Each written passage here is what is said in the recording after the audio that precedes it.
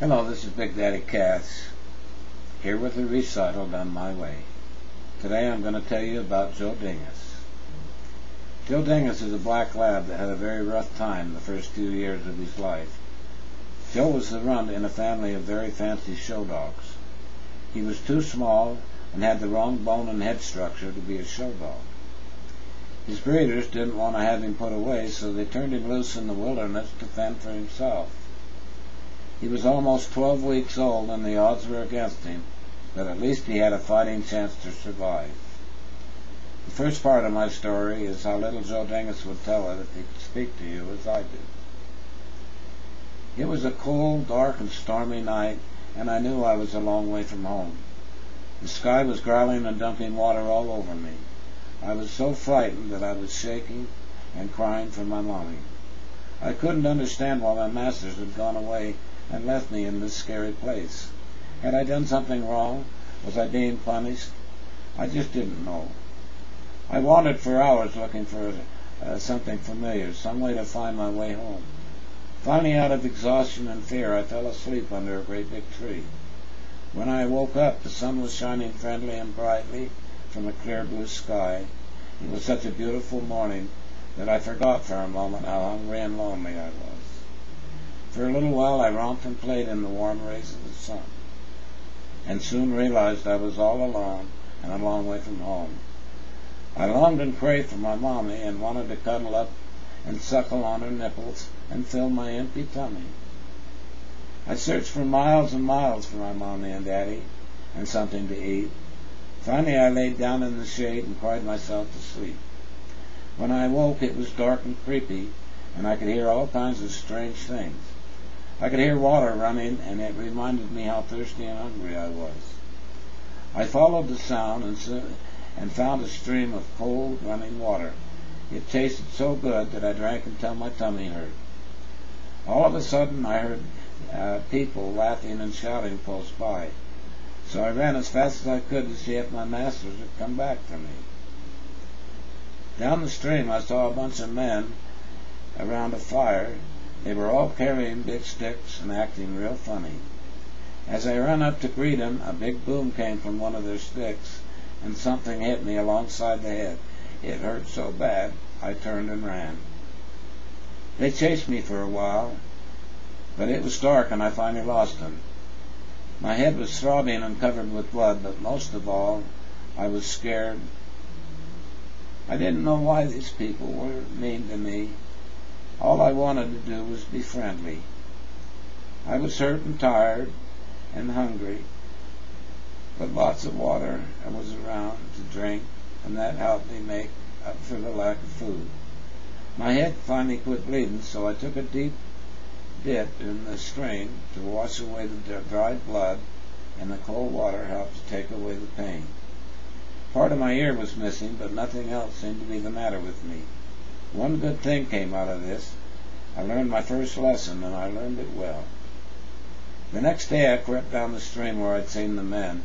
They were gone, but they had left lots of food in a great big can, so I ate what I could and buried the rest for another time. Somehow I knew I was alone, and I'd have to learn to survive on my own. Days turned into weeks, and weeks turned into months, and each day I learned something new to keep me safe and healthy. You might say someone was watching over me, because things all seemed to come naturally. It wasn't such a bad life. I was even starting to enjoy being free. I learned how to hunt for my food, find safe, comfortable shelter, and I even found friends, other four-legged critters, something like me. Well, almost like me. Joe Dingus spent the next 2 years living as a wild animal.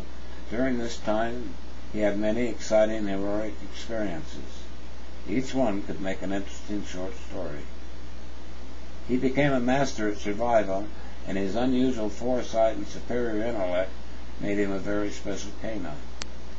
Many times Joe was cruelly mistreated by his so-called two-legged superiors, hunters and campers, who somehow found pleasure in animal abuse. No matter how badly Joe was treated, he never lost the ability to show love and compassion, to all living things. His temperament was always mild and congenial, unless it was a fight for survival for either he or his friends. Joe was almost 3 years when his life made another incredible change. A change that brought him worldwide recognition and brought fame to his name. 2 children were swimming in Montevento Bay when a hungry shark spotted them and was well on his way to dinner. Joe Dingus was on a cliff way above them when he spotted the shark making his attack. His phenomenal sense warned him of the tragedy, and without hesitation he jumped from the cliff and managed to pull both children to safety. It was an unbelievable rescue and a mighty battle, but somehow Joe got away with the loss of only one leg. Hundreds of people witnessed the entire scene. One person, a policeman named Charley McBride, jumped in and pulled Joe Dingus out of the water. He put a tourniquet above his missing leg and so saved Joe Dingus's life. There was an immediate bond between Charley McBride and Joe Dingus. The love between them grew, and soon they became inseparable companions. Charley was a narcotic detective for the U.S. Customs and Border Protection Department. Realizing what a remarkable dog Joe Dingus was, he decided to make him a narcotics detector and demo dog. Joe was a quick learner. He was soon able to detect explosives, chemicals, currency, people, and drugs.